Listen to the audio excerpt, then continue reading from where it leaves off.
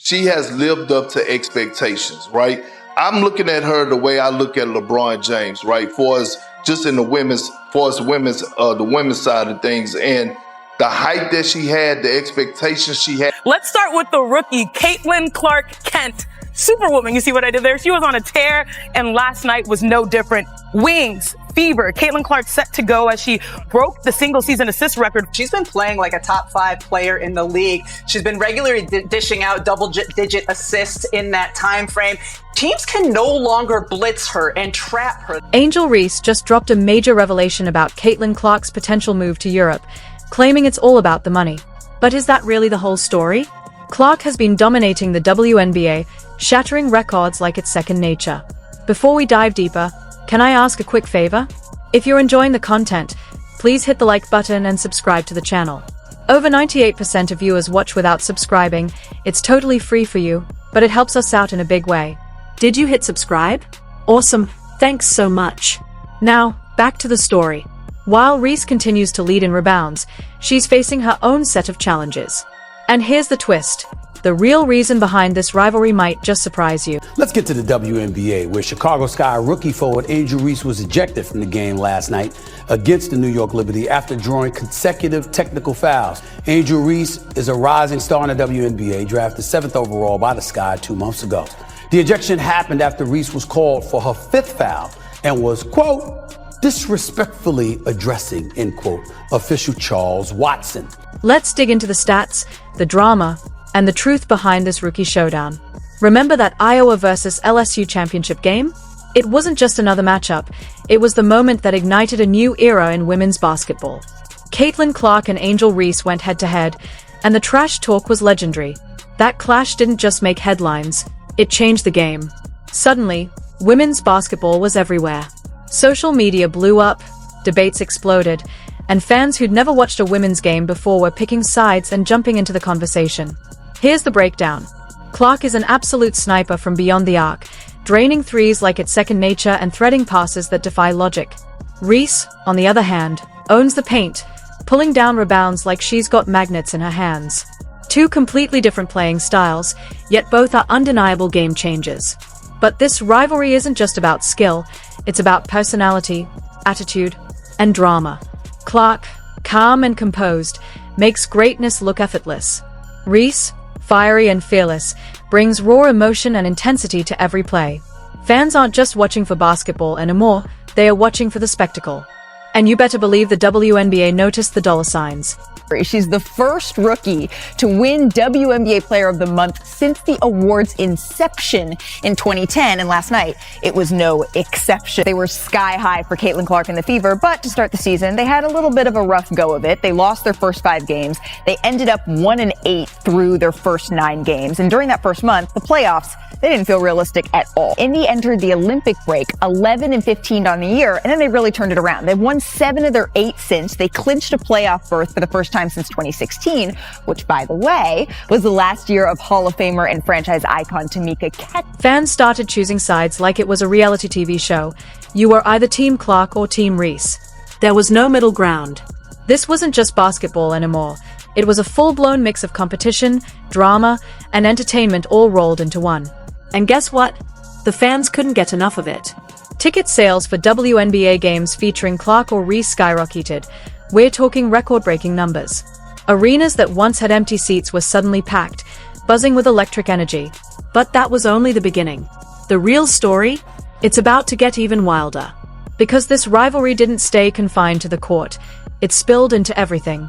Social media, post-game interviews, even their personal choices became part of the narrative. Every moment, every post, every word added fuel to the fire. The Clark-Reese rivalry was just the appetizer. Now, the main course was being served. Clark's rookie season wasn't just impressive, it was historic. But as always, success comes with a cost. What happens when one player's rise becomes another's downfall? WNBA Player of the Week. There have only been 40 triple-doubles in the history of the WNBA. Cheryl Swoops recorded the first WNBA triple-double during the 1999 season, while Caitlin Clark logged the most recent triple-double earlier this week. She now has 102 on the season and is 19 away from Diana Taurasi in second place and 26 away from UNESCO. of the New York Liberty. She ain't beating Asia Wilson for the MVP, but she's beating Angel Reese for the Rookie of the Year. That's a wrap. That's over. And props to Angel Reese, who's had a good year, by the way. Caitlin Clark stepped into the WNBA and instantly made her presence known. She didn't just play, she dominated. We're talking 19.2 points, 5.7 rebounds, and 8.4 assists per game. Those aren't rookie stats. That's MVP territory. And get this, Clark recorded 12 games with double-digit points and assists. No rookie had ever done that before. It's like she entered the league and said, "Yeah, I'm here to rewrite the record books." But it wasn't just about the numbers. Clark completely transformed the Indiana Fever from an overlooked team to the must-see event of the season. Attendance skyrocketed to an average of 16,084 fans per game, a brand new WNBA record. Out of 37 games that drew 16,000 plus fans, 32 featured the Fever. Clark wasn't just playing basketball. She was putting on a show, and everyone wanted front row seats. You'd think that kind of success would have everyone cheering, right? Not quite. Some veterans weren't thrilled. They felt overshadowed. The locker room energy? Let's just say tense doesn't even begin to cover it. Clark had basically walked into their house and started rearranging the furniture without asking. Still, she kept making history. Clark set the record for the most assists in a single WNBA season, 337. Unreal. And just when people thought she'd done it all, she became the first rookie ever to record 2 triple-doubles. It was like she was playing on rookie mode in a video game. The crowd was losing its mind. But not everyone was celebrating. When Clark broke the WNBA's single-game assist record with 19, the arena erupted. Yet behind the scenes, the vibes were icy. Some teammates weren't exactly lining up to high-five her. The tension was real and impossible to ignore. While Clark was soaking up the spotlight, something else was brewing, a rebounding revolution. Picture this, grabbing so many boards you make Sylvia Fowles look average. Now imagine doing that as a rookie. Sounds impossible, right? Well, Angel Reese clearly didn't get the memo. While everyone was hyping Clark's assists, Reese was quietly making history in her own lane. Reese made it clear that fans are watching women's basketball not because of, quote, one player, but because of her as well. Reese addressed the media following that controversial technical foul on her teammate, Kennedy Carter, who shoved Caitlin Clark. Today, the WNBA rescinded the second technical upon further review, according to a league source, which does not mean much at this point in my estimation. We're talking 13.1 rebounds per game. That's not just impressive, that's historic. Angel Reese didn't just break Sylvia Fowles' record of 11.9 rebounds per game, she obliterated it. It was like she turned the court into her own personal playground, and every missed shot automatically belonged to her. But then, things took a strange turn. Reese suddenly missed the last 6 games of the season. The official story? A wrist injury. But you know how it goes in pro sports. When a star sits out, the rumors start flying. Some claimed it was just precautionary. Others whispered about locker room drama. The truth? Still a mystery. Even after missing those games, Reese finished the season with 26 double-doubles, yet another rookie record. It's as if she was playing on hard mode and still dominating the leaderboard. Every time Reese stepped on the floor, the entire energy shifted. Fans weren't just watching basketball, they were witnessing history. But behind all the cheers and highlight reels, something else was stirring. Reese wasn't only collecting rebounds, she was collecting attention. And in the WNBA, attention is the most valuable currency there is. Caitlin Clark became the first ever rookie in WNBA history to record a triple-double twice in the same season. In that game, Clark scored her 103-point shot this season, becoming just the 6th woman.